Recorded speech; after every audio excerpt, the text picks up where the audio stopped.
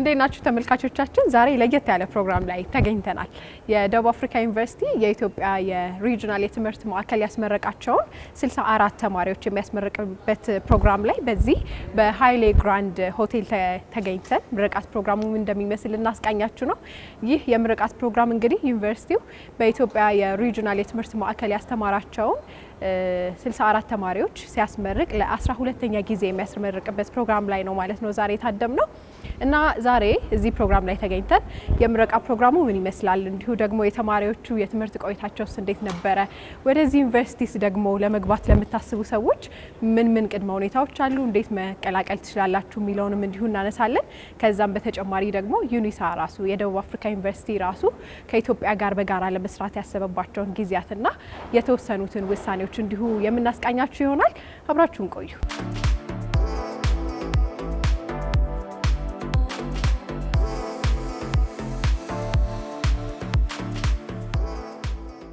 የደቡብ አፍሪካ ዩኒቨርሲቲ የትምህርት ማዕከሉ በሀገራችን መቼና እንዴት ተጀመረ የሚለውን እናንሳ። ደቡብ አፍሪካ ዩኒቨርሲቲ የኢትዮጵያ ትምህርት ማዕከል ስራ የጀመረው በ2007 ነው። ይሄ ከመጀመሩ በፊት የደቡብ አፍሪካ መንግስትና የኢትዮጵያ መንግስት በፈረንጆች አቆጣጠር ነግረው በ2004 አግሪመንት ተፈራርመዋል። ይሄ በጣም ሰፊ አግሪመንት ነው። በብዙ መስኮች ለመተባበር፣ ለመረዳዳት፣ ለመደጋገፍ አግሪመንት ተፈራርመው ነበረ። ከዚያ ቀጥሎ የትምህርት መስኩ የአግሪመንቱን ፓርት ለመተግበር የደቡብ አፍሪካ ዩኒቨርሲቲ በደቡብ አፍሪካ መንግስት ነው የተወከለው። ከዛ በኋላ የደቡብ አፍሪካ ዩኒቨርሲቲ ከኢትዮጵያ መንግስት ጋር በፈረንጆች አቆጣጠር በ2006 አግሪመንት ፈረመ። ከኢትዮጵያ መንግስት ጋር አግሪመንት ሲፈርም ያን አግሪመንት መንግስትን ወክሎ የፈረመው የትምህርት ሚኒስቴር ነው። ከዛ በኋላ አግሪመንት በ2006 ተፈርሞ በ2007 ጃንዋሪ የኢትዮጵያው የትምህርት ማዕከል ተመርቆ ተከፈተ። በዛ ወቅት የደቡብ አፍሪካው ፕሬዝዳንት በወቅቱ የነበሩት ታቦ ምቤኪ እና የኢትዮጵያው ጠቅላይ ሚኒስትር በወቅቱ የነበሩት ናቸው የመረቁት። ያ እንግዲህ የሚያሳየው ምን ያህል ይሄ የኢትዮጵያ የትምህርት ማዕከል ትልቅ ግምት ተሰጥቶት ሃይ ሌቭል በሆነ በከፍተኛ ደረጃ ባሉ የሀገራቶቹ መሪዎች መከፈቱን ነው የሚያሳየው። ዛሬ የተገናኘ ነው የዚህ አመቶቹ የምረቃ ፕሮግራም ላይ ነውና እስከ ዛሬ ድረስ ትምህርት ማዕከሉ ስራ ከጀመረበት ጊዜ ጀምሮ ኢትዮጵያ ውስጥ ምን ያህል ተማሪዎችን አስመረቀ? የኢትዮጵያ የትምህርት ማዕከል እስከ ዛሬ ከ1000 በላይ ተማሪዎችን አስመርቋል። ድንገት 1000 ትንሽ ቁጥር ሊመስል ይችላል። ከዚህ ከ1000 በላይ ተማሪዎች ውስጥ 680 አካባቢ የሚሆኑት የፒኤችዲ የዶክትሬት ትምህርት ነው የተማሩት። በተለያዩ መስኮች ነው የጨረሱት። ወደ 380 አካባቢ የሚጠጉት ደግሞ የማስተርስ ትምህርት ነው የተማሩት። እንግዲህ ይሄ የሚያሳየው የኢትዮጵያ ማዕከል በድህረ ምረቃ ትምህርት ላይ ትኩረት አድርጎ የሚሰራ ማዕከል ነው። ተመራቂዎቻችን ከተለያዩ አገሪቱ ኢኮኖሚ መስኮች የመጡ ቢሆንም በአብዛኛው ግን የዩኒቨርሲቲ መምህራን ናቸው እኛ ጋር የሚማሩት።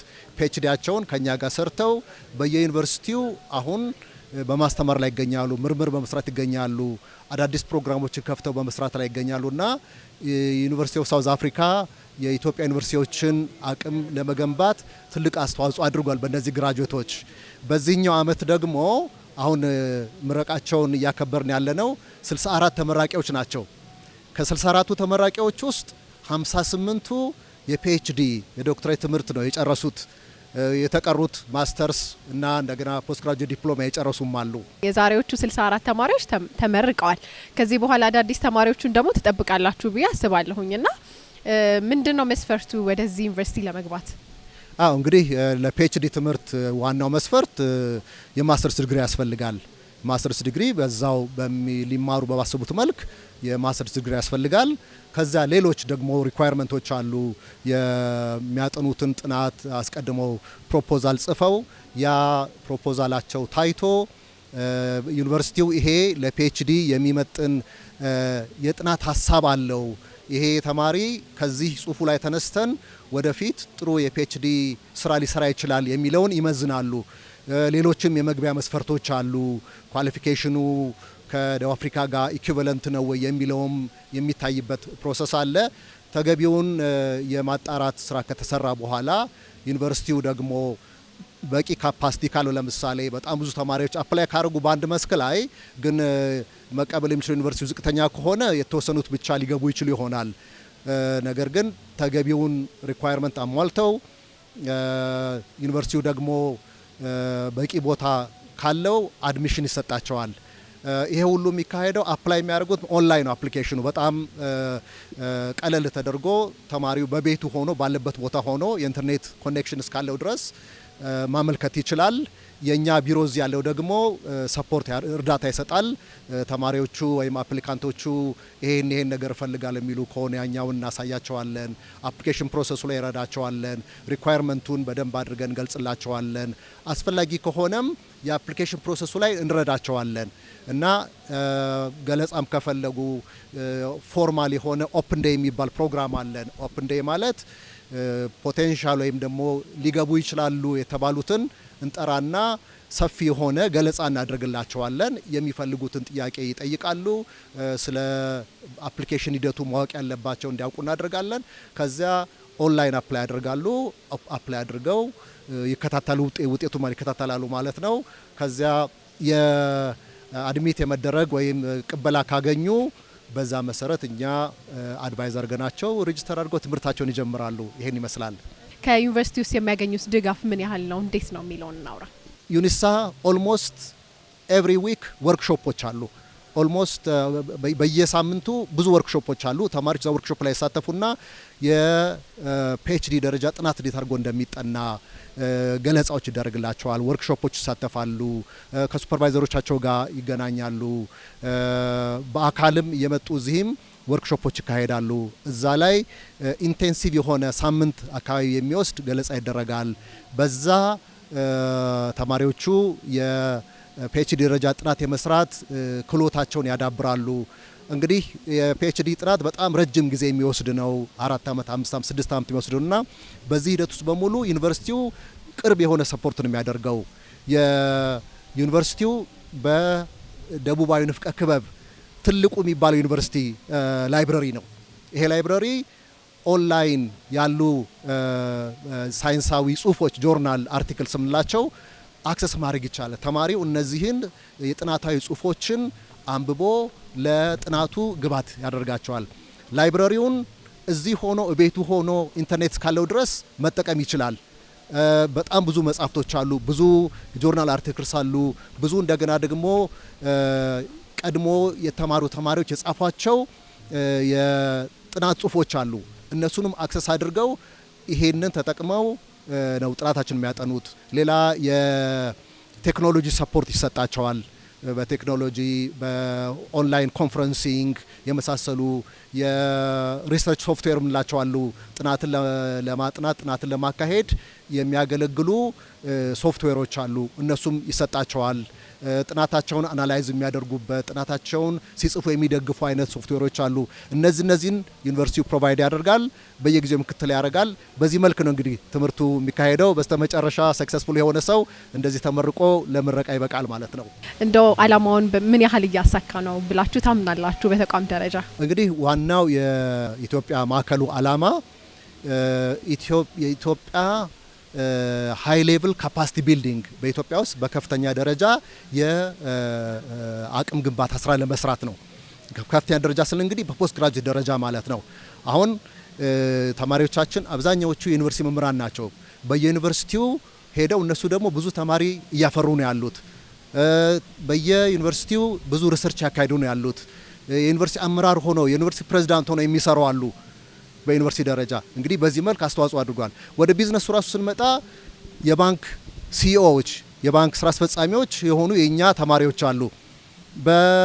በሌሎችም የመንግስት መስሪያ ቤቶች ብንመለከት በሚኒስትር ደረጃ በምክትል ሚኒስትር ደረጃ የደረሱ ኮሚሽነሮች የሆኑ ሌሎችም ብዙ የስራ መስኮች ላይ የደረሱ ምሩቃን አለን። እንግዲህ ይሄ የሚያሳየው ምንድነው? የደቡብ አፍሪካ ተመራቂዎች እዚህ ሀገር ውስጥ ትርጉም ያለ ውጤታማ ስራ እየሰሩ ነው እና ከዚህ አንጻር ዩኒቨርሲቲው ሲነሳ አቅዶት የነበረውን በከፍተኛ ደረጃ የሰው ኃይል የመገንባትን እያሳካ ነው ብለን ነው የምናምነው።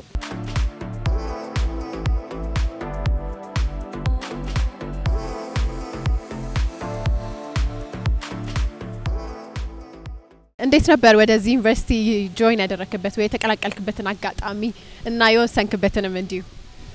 ያ እንግዲህ ዩኒቨርሲቲው እንደሚታወቀው በዓለም ላይ ብሎም በአፍሪካ ቀዳሚ ከተባሉት ዩኒቨርሲቲዎች መካከል እንደዚህ ዩኒቨርሲቲ ኦፍ ሳውዝ አፍሪካ ይጠቀሳል ማለት ነው። ከዚህ በተጨማሪ ደግሞ ዩኒቨርሲቲው በሪሰርችም እንዲሁም ደግሞ በድህረ ምረቃ ፕሮግራሞች እውቅና ያለውና ኢንተርናሽናሊ በዓለም አቀፍ ደረጃ እውቅና ያለው ብዙ አስተዋጽኦ ያደረገ በሳይንሱም በአርቱም ዘርፍ እና ፕሬስቲጂየስ ነው። በጣም ታዋቂነቱም እንደዚሁ ከፍ ያለ ዩኒቨርሲቲ ነው።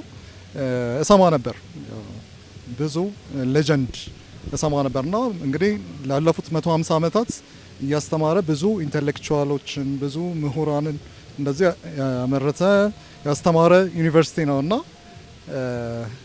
ሌጀንደሪም ስለሆነ በዛ ምክንያት ነው ጆይን አድርጌ ትምህርቴን የተከታተልኩት። የዩኒቨርሲቲ ቆይታ እንዴት ነበረ? እንግዲህ የዩኒቨርሲቲ ቆይታ ያው ጥናት እንደመሆኑ ትምህርት እንደመሆኑ እንዲሁም ደግሞ የፒኤችዲ ድህረ ምረቃ ትምህርት እንደመሆኑ ያው ቻሌንጅ ፉል ነበር። ግን በዛ ውስጥ ሳልፍ ግን በጣም አስደሳች አቺቬብል የሆኑ ጊዜዎችንም እንደዚሁ አሳልፍ ያለው ማለት ነው እና ያው እንደ የትኛውም ዩኒቨርሲቲ ቻሌንጅ ፉል ነበር። እንዲሁም ደግሞ ሪሰርች ስንሰራ ሪሰርች የህብረተሰቡን የሶሳይቲውን ፕሮብሌም እንደዚሁ ሊመልስ የሚገባው በተለይ ደግሞ በፒኤችዲ ሌቭል ዶክትሬት ሌቭል ዲግሪ ሌቭል የሚሰሩ ሪሰርቾች በዋነኝነት ታርጌት ማድረግ ያለባቸው አካዳሚኩን ብቻ አይደለም፣ ለህብረተሰቡ እንደዚሁ ችግር ምላሽ የሚሰጡ እንዲሁም ተጽዕኖ ፈጣሪ የሆኑ የጥናትና ምርምር ጽሁፎችንም እንደዚሁ ያካተተ ነበርና ቆይታ ይሄን ይመስል ነበር። ከዩኒሳ በተለየ መልኩ ያገኘኸው በትምህርት ቆይታ? ከዩኒሳ እንግዲህ ብዙ ነገር አግኝቻለሁ ብዬ አምናለሁ። ያው አካዳሚካሊ ኢን ተርምስ ኦፍ እውቀት ችሎታ ወይም ስኪል በምንለው መልኩ በዓለም ላይ ባሉ በተለያዩ እንደዚህ ኢንተሌክቹዋልስ ምሁራን ጋር ኮላቦሬሽን ነበር። ሪሰርቾችን ጥናቶችን ስንሰራ እንደዚሁ ከነዚህ ምሁራን ጋር ኦንላይንም ፊዚካሊም እንደዚሁ ግንኙነት ነበረና በሰራውትም የጥናት ጽሁፍ ላይ ብዙ አይነት እውቀትና እንደዚሁ ከነሱም ልምድ የወሰድኩበት የቀሰምኩበትም አጋጣሚ ነበር። አመሰግናለሁ በጣም በድጋሚ እንኳን ደስ አለ። መልካም የስራ ዘመን ይሁንልህ ደግሞ። እሺ እኔም በጣም አመሰግናለሁ።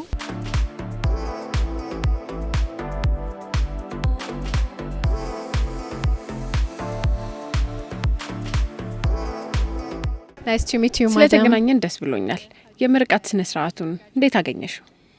Thank you very much. We're truly honored. ይህን የመሰለ የተሳካ የምረቃ ስነ ስርዓት በኢትዮጵያ በዚች ውብ አዲስ አበባ ከተማ ስላደረግን ክብር ይሰማናል እና ተመራቂዎቹ ራሳቸው ለኢትዮጵያ መንግስትና ለደቡብ አፍሪካ ዩኒቨርሲቲ ለደቡብ አፍሪካ መንግስት ምስጋና ስላቀረቡ ክብር ተሰምቶኛል። The University of South Africa and the government of South Africa. ሂር ኢን ኢትዮጵያ እዚህ ኢትዮጵያ ያለው ይህ የትምህርት ማዕከል ለደቡብ አፍሪካ ዩኒቨርሲቲ ብቸኛው ከደቡብ አፍሪካ ውጭ የሚገኝ ማዕከል ነው። እንዴት መረጣችሁን? ኢትዮጵያ ይሄንን እንድታዘጋጅ እንዴት መረጣችኋት? What happened is that our country ምን መሰለሽ የሆነው የኛ ሀገርና የሀገራችን ፕሬዝዳንት ከኢትዮጵያ መንግስት ጋር የሰው ኃይል አቅም ግንባታ ላይ በጋራ ለመስራት ተስማሙና በዛ ምክንያት ጠቃሚ እንደሆነ ተሰምቷቸው በኢትዮጵያ አስጀመርን እና ውጤቱ በጣም አስደሳች ስለሆነ በጣም ብርታት ተሰምቶናል። እዚህ ካሉ ዩኒቨርሲቲዎች ጋር ራሱ በትብብር ለመስራት አስችሎናል። ስለዚህ የደቡብ አፍሪካ ዩኒቨርሲቲ የደቡብ አፍሪካ ብቻ ማለት አንችልም። እዚህ መተን ከአዲስ አበባ ዩኒቨርሲቲ ከአዲስ አበባ ሳይንስና ቴክኖሎጂ ዩኒቨርሲቲና ሌሎች የኢትዮጵያ ዩኒቨርሲቲዎች ጋር በጋራ እየሰራን ነው። አንዳንድ ፕሮፌሰሮቻቸው ወይም መምህሮቻቸው ይህችን ውብ ሀገር ለማሳደግ የሚጠበቅባቸውን አቅማቸውን በሳይንስና በቴክኖሎጂ ለማጎልበት ወደኛ ይመጣሉ። እኛም ከኢትዮጵያ እንማራለን። ለምሳሌ የአቪዬሽን ኢንዱስትሪያችሁ በጣም ግዙፍ ነው፣ በጣም ተወዳዳሪ ነው፣ በዓለም አቀፍ ደረጃ እየተደነቀ ነው። ይሄ አንዱ ቆንጆ ነገር ነው። ስለዚህ እዚህ የሆነ ነገር ይዘን እንመጣለን ብቻ ብለን አስበን አይደለም የምንመጣው። ከዚህም ከዛም ትምህርት አለ እና ይሄ በጣም ጠቃሚ ነው ብለን እናስባለን። and we think this is important. How can we explain ዩኒሳ በኢትዮጵያ እድገት ላይ ያለው ተጽዕኖ እንዴት ልንገልጸው እንችላለን? movement of Ethiopia? I can say without any hesitation. ያለምንም ማንገራገር መናገር እችላለሁ። የቢዝነስ እንቅስቃሴዎችን ብትመለከቺ አንዳንድ ከፍተኛ ኢንዱስትሪዎች ወይንም ትላልቅ ቢዝነሶች የዩኒሳ ተመራቂ ሰራተኛ አላቸው። ለኔ ያ በጣም ጠቃሚ ቦታ ነው ብዬ አስባለሁ። ሁለተኛው ነገር ደግሞ በዚህ ሀገር ስላለው ትራንስፖርት ብታስቢ በሎጂስቲክስ ፖሊሲ ለውጦች ላይ ያሳደርነው ተጽዕኖ ያለምንም ማንገራገር መናገር እችላለሁ። የቀድሞ የትራንስፖርት ሚኒስተር ከዩኒሳ የተመረቁ ናቸው። በዚህ ሀገር ሳይንቲስቶችንም እያሰለጠንን ነው። እዚህ ያሉት ዩኒቨርሲቲዎች ባልተስፋፋበት የትምህርት ዘርፍ እንደ አርቲፊሻል ኢንተለጀንስ፣ ናኖ ቴክኖሎጂ፣ ባዮሳይንስ ያሉ ዘርፎች የአጋርነታችን በጣም ጠቃሚ ዘርፎች እየሆኑ ነው እና በተጨማሪም አስተዳደርን ለማሳደግ፣ ሙስናን ለመከላከል፣ ለህዝቡ ለእድገት ቅድሚያ ለመስጠት፣ የዲሞክራሲ ጥንካሬ ለማምጣት በጥራት የተማሩ ጥራት ያላቸው የፐብሊክ ኦፊሰሮች ያስፈልጋሉ እና ይሄ ይመስለኛል በኢትዮጵያ አብሮ ለመስራትና እንደ አጋር እንዲያዩ ያስቻለን ነገር። Important institution to work with. you may have a message ለዛሬ ተመራቂዎችና ወደፊት ለሚመጡ አዲስ ተማሪዎች መልእክት ይኖርሻል ብዬ አስባለሁ። I want to encourage those who ስለ ዩኒሳ ማወቅ ለሚፈልጉ ሰዎች እኛ የወደፊቱን የምንቀርጽ የአፍሪካ ዩኒቨርሲቲ መሆናችንን እንዲያውቁ መናገርና ማበረታታት ፈልጋለሁ። እንተባበራለን እንጂ አንፎካከርም። ኢንቨስት እናደርጋለን እንጂ አንወስድም። ተመራቂዎችን ስናፈራ እንደ ሰውኛ ትምህርታችን ማህበረሰቡን የሚጠቅም መሆኑን ማረጋገጥ የሚለውን የኡቡንቱን መርህ እንደሚከተሉ እናረጋግጣለን። ስለዚህ ለተመራቂዎች እንኳን ደስ ያላችሁ ማለት እንፈልጋለን። መልካሙን ሁሉ እመኛለሁ እና እነሱ ኢትዮጵያንና ደቡብ አፍሪካን እንደሚወክሉት ዩኒሳን እንደሚወክሉ ማረጋገጥ ያለባቸው የለውጥ ወኪሎች መሆናቸውን ማወቅ አለባቸው። Ethiopia and South Africa. Thank you so much. Have a great time here in Ethiopia. Thank you very much. I appreciate. Thank you.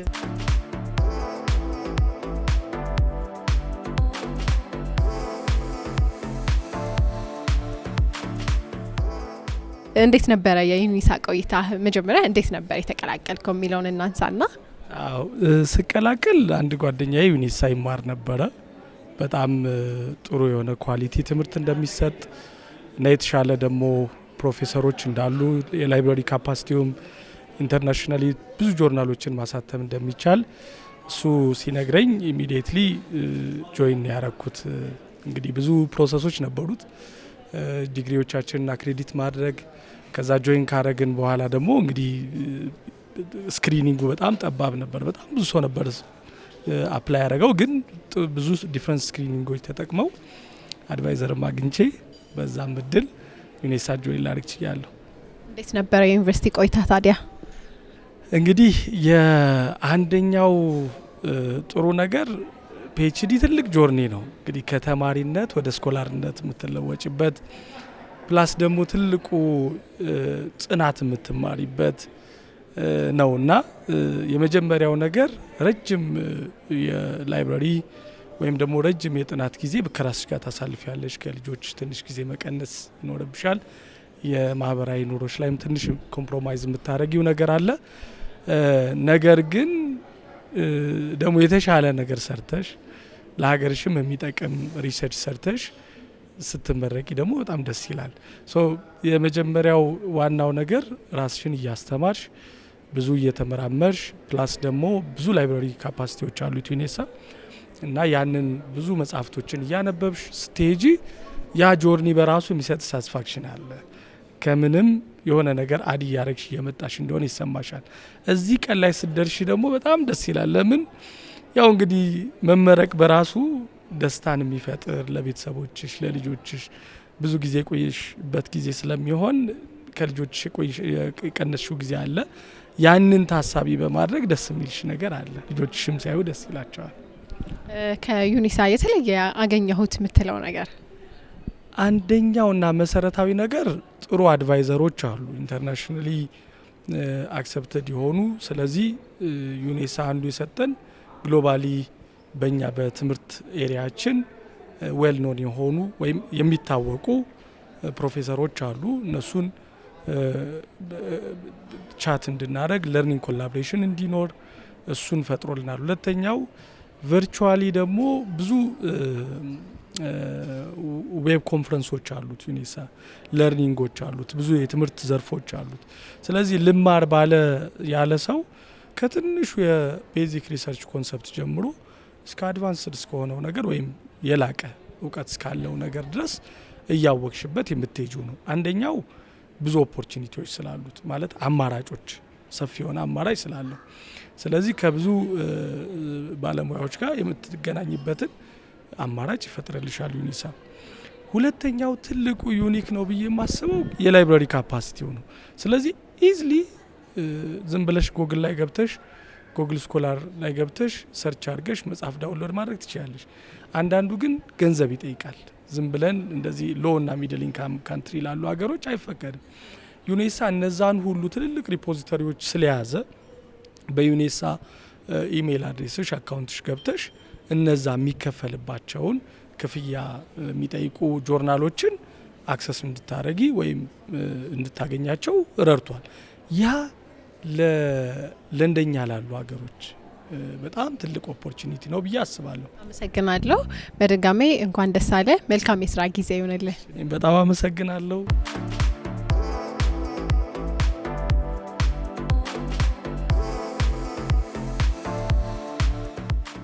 የደቡብ አፍሪካ ዩኒቨርሲቲ የኢትዮጵያ ሪጅናል የትምህርት ማዕከል በማስተርስና በፒኤችዲ ደረጃ ያስተማራቸውን 64 ተመራቂዎች ያስመረቀበት ፕሮግራም ላይ ነበር ዛሬ የታደም ነው።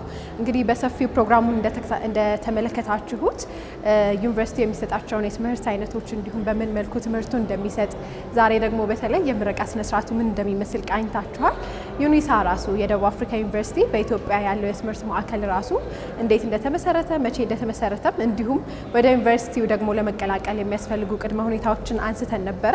እናንተም ወደዚህ ዩኒቨርሲቲ መቀላቀል ከፈለጋችሁ ጥሩ መረጃ የሰጠናችሁ ይመስለናል። መልካም ጊዜ ይሁንላችሁ ከቀሪ የኤንቢሲ ኢትዮጵያ ፕሮግራሞች ጋር።